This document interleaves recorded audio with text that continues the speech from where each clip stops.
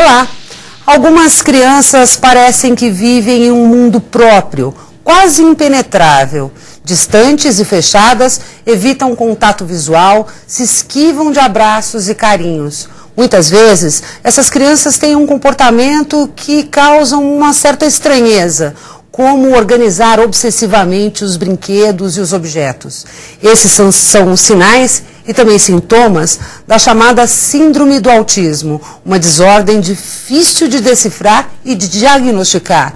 Um mistério que está bem no fundo do cérebro e é um verdadeiro desafio para a ciência. Nos Estados Unidos, as estatísticas indicam um caso de autismo a cada 110 crianças de 8 anos. No Brasil, estima-se 1 milhão de diagnósticos. Esse é o tema do Saúde e Vida de hoje. Participam do programa o deputado Hamilton Pereira, do PT, e Glenda Sarcomano Castro Monticelli, que é fonoaudióloga. Obrigada pelos dois por estarem aqui para tratar de um assunto que atinge muito mais gente do que a gente imagina, né? É verdade. Porque se nos Estados Unidos, que eles têm uma precisão maior de dados, 1 a cada 110, é muita coisa, deputado. Parece que é pouco, mas não é. Obrigada pela participação e obrigada por trazer o tema para a TV Assembleia. Bom, eu é que agradeço. Na realidade, este tema já me ocupa há algum tempo, porque tem um projeto que apresentei a esta casa, ele foi aprovado em 2009. Eu apresentei no iniciozinho de 2009, ele foi aprovado em dezembro de 2009, e alguns dias depois, sob análise do Poder Executivo, do governador, infelizmente ele voltou vetado na íntegra, né? Justamente pelo governador, que se dizia o melhor ministro da saúde que esse país já teve. Então, desde então, eu venho lutando aqui na Assembleia Legislativa, com os meus pares, deputados, deputadas, para nós derrubarmos esse veto e dotarmos o Estado de São Paulo de um programa de assistência, um programa de diagnóstico precoce e de tratamento integral à saúde do portador da síndrome de autismo. Porque tem muitos que têm a síndrome do autismo num grau menor, tem várias graduações, né, deputado? Exatamente. Isso a gente vai falar. E esse, quanto mais rápido o diagnóstico, mais funcional ele será. Exatamente. O tratamento, assim que se realiza o diagnóstico, e portanto o diagnóstico precoce ele é fundamental para agilizarmos o tratamento, mais eficaz ele se torna, né? Porque a síndrome do autismo é, como você disse, uma síndrome que atinge hoje muitas crianças, e não só crianças, né? Porque na realidade essas crianças depois, elas têm um tipo de vida um tanto confinada, ou dentro de casa, ou dentro de uma associação, né? De amigos dos autistas e tal, e por conta disso nós verificamos que muitas dessas crianças, quando crescem, tornam-se adolescentes ou adultos e tal, elas acabam obesas, né? Obesas, e por vezes também elas têm alguns espasmos agitados e tudo mais, que preocupa os familiares. Não é por outra razão que hoje, no Brasil, a maioria dessas crianças estão sendo tratadas dentro de associações de amigos dos autistas, que também, 90% dos casos, é composta de pais de crianças autistas, né? Infelizmente, embora nós tenhamos em nossa Constituição consignado que saúde é direito de todos e é dever do Estado, o fato é que no Estado de São Paulo, o Estado coloca poucos recursos para o tratamento dessa síndrome, e por conta disso, esse tratamento que exige uma especialização muito grande em todos os seus aspectos, ele acaba ficando por conta e às expensas dos próprios familiares. Pois é, a doutora Glenda pode falar disso, né? Essa vivência dentro de uma entidade de pais, né, de autistas, e dessa graduação, né? São várias graduações. Você tem uma gama muito grande de graduações que permite que a criança se torne um adolescente, um adulto funcional, que trabalhe, que estude, e muitas até com QI super elevado, com aptidões específicas muito presentes e que pode torná-las uma pessoa até acima da média naquilo que ela faz, não é isso? É, que hoje em dia, atualmente, existe o termo que é utilizado, que é o transtorno do espectro do autismo, transtorno do espectro autista. O espectro são vários. Isso, engloba tanto o autismo quanto a síndrome de Asperger e também transtornos globais do desenvolvimento sem especificação. Né, sem outra especificação. Então, a síndrome de Asperger, assim como o autismo, a pessoa apresenta dificuldades tanto de interação quanto de comportamento, mas a fala e a inteligência estão preservadas. Ou seja, a fala e a inteligência, mesmo no caso daqueles autistas que não falam. No caso de síndrome de Asperger, a fala está preservada, sempre, né? E a inteligência também. São os conhecidos autistas de alto funcionamento, né? Então, eles se destacam, por exemplo, em uma determinada área de conhecimento.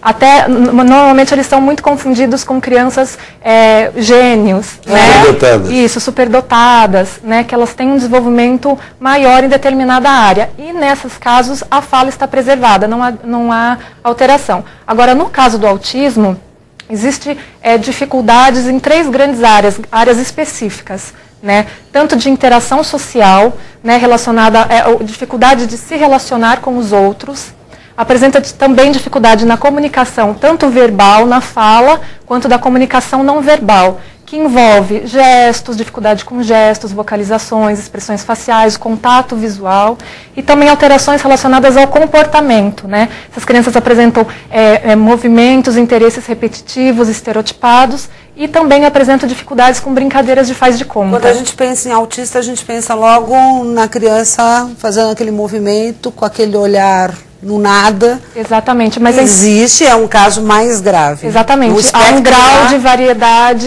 relacionado a essas dificuldades de comportamento. Há um personagem do cinema, que eu acho que é o autista mais conhecido, que foi o Dustin Hoffman que fez, que é o Rayman, que é uma capacidade enorme de memória, de guardar coisas, de ler. Leu 7.000 livros e lembrava de 80% desses 7.000 livros. É uma coisa impressionante, né, deputado? O Rayman, digamos assim, ele trouxe à tona, né, porque é o poder desse universo cinematográfico, né, ele trouxe à tona a questão da síndrome do autismo. E, aliás, está completando este ano 70 anos do seu primeiro diagnóstico, né? Leo Kanner, médico inglês, em 1942, realizou o primeiro diagnóstico. Ele estudou 11 crianças, né? Dessa síndrome, que tinham distúrbios e ele foi fechando o autismo, né? Exatamente. Dessa síndrome que quer dizer, o autismo quer dizer ausente ou indiferente, né? É alguém que tem dificuldade em se sociabilizar com os demais integrantes da sociedade e do meio em que ele atua, né? E se mostra ausente, né, nesse contato. Aliás, nessa graduação que existe, tem alguns que são muito arredios ao contato físico. Muito. Exatamente. Eu tive uma experiência, digamos assim, que ilustra bastante isso.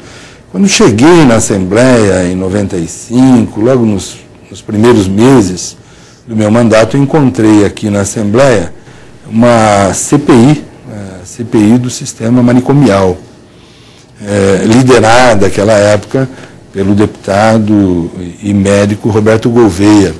E nós fizemos umas visitas em alguns hospitais psiquiátricos e fomos visitar uma vez uma dessas casas, né? Aquele hospital dia. As pessoas ficam ali durante o dia, à tarde os pacientes saem, pegam o ônibus e vão para casa, para o convívio familiar. Eu não sabia, eu sou muito de pegar nas pessoas, né? Sou muito no cumprimento, abraçar as pessoas, eu não sabia, né?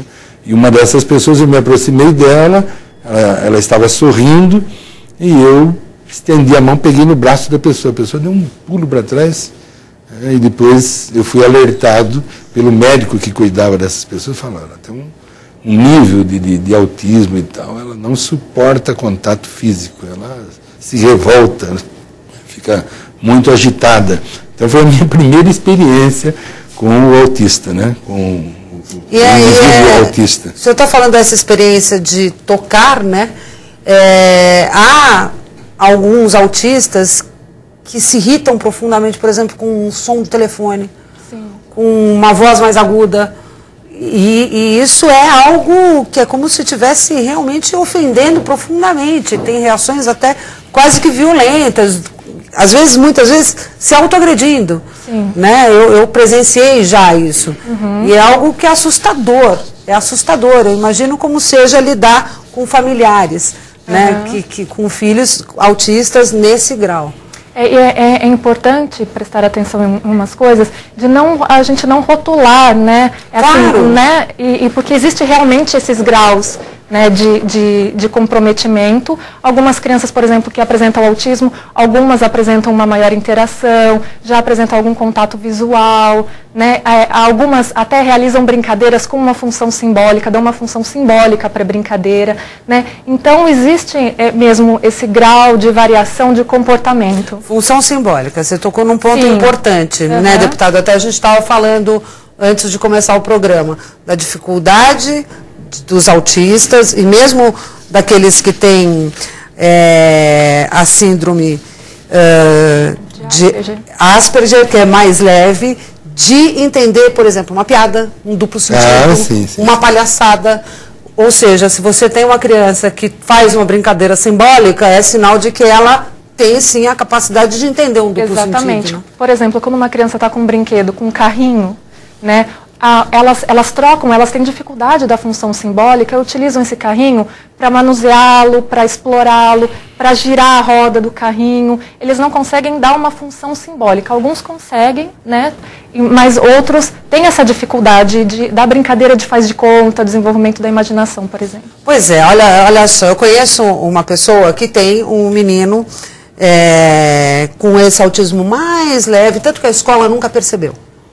Né, quando a psicóloga notou alguma coisa dessa ausência, dele simplesmente sair andando com um olhar meio vazio e se foi investigar, e se foi fechando esse diagnóstico, porque é um diagnóstico difícil, você vai cercando ele.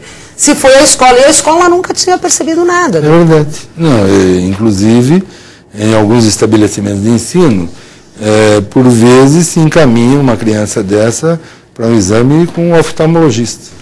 Mas no caso dele, ele ia bem, ele tirava notas boas. Ele só era um menino muito quieto, que não gostava muito de brincar com as outras crianças.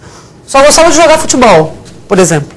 Perfeito. Mas o resto ele não gostava muito de interagir, mas também não dava trabalho e vai ficando ali, né? Agora, o que nós temos notado, inclusive, é que a relação no meio com crianças, indivíduos da mesma idade, essa interação é importante. Ela é fundamental, né? Exatamente, em construir esta relação com esse indivíduo, digamos, ausente. Né?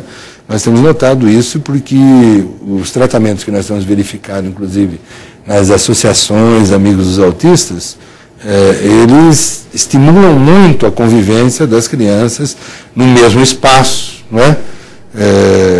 E para que elas interajam na medida do possível, não é? Porque, como nós estamos tratando aqui, existem graduações, né?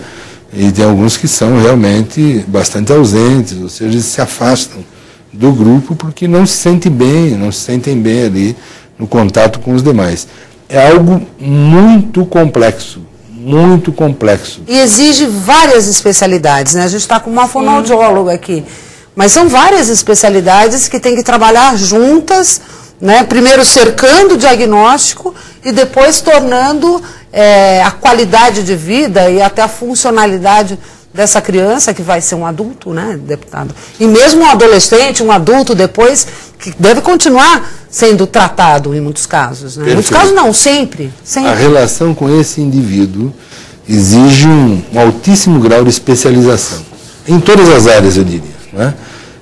A Glenda trabalha numa área específica que é a fonoaudiologia. Mas, veja, a educação é especial. Não é por outra razão que nós tratamos as pessoas com algumas deficiências motoras ou mesmo intelectuais como pessoas portadoras de necessidades especiais. Né? O autista, ele tem uma necessidade em várias áreas que são muito especializadas. Né? O tratamento com a fonoaudiologia, o tratamento com a psicologia, com a educação, A educação tem que ser altamente especializada, não é? A educação física também Exatamente. É extremamente importante.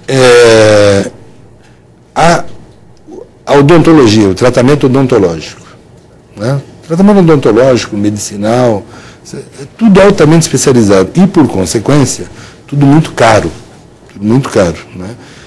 Por isso a nossa luta aqui na Assembleia Legislativa para dotarmos o Estado de um programa de atenção integral, de diagnóstico precoce e de tratamento a essa síndrome, né? Com o conceito da multiprofissionalização, né?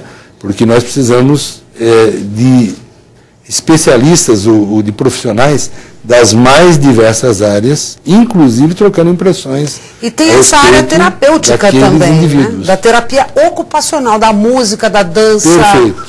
Perfeito. Que isso sugere interação, né? Pede interação.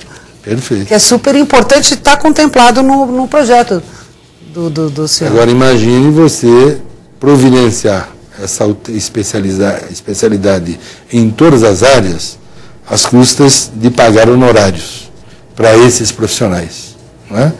É aí que deveria entrar o Estado. É aí, inclusive, a nossa luta para termos um programa em que o Estado entra, não é? Com um trabalho, inclusive, intersecretarial, Secretaria de Saúde, Secretaria de Educação, Secretaria de Ação Social, para que nós tenhamos profissionais das mais diversas áreas, né, e um trabalho interdisciplinar, cruzando a compreensão e a formação desses vários profissionais no tratamento e no lidar com esse tipo de indivíduo e com esse tipo de síndrome. Bom, a gente vai para um rápido intervalo e daqui a pouco a gente volta a falar do autismo, esse mistério ainda para a ciência. Já no próximo bloco.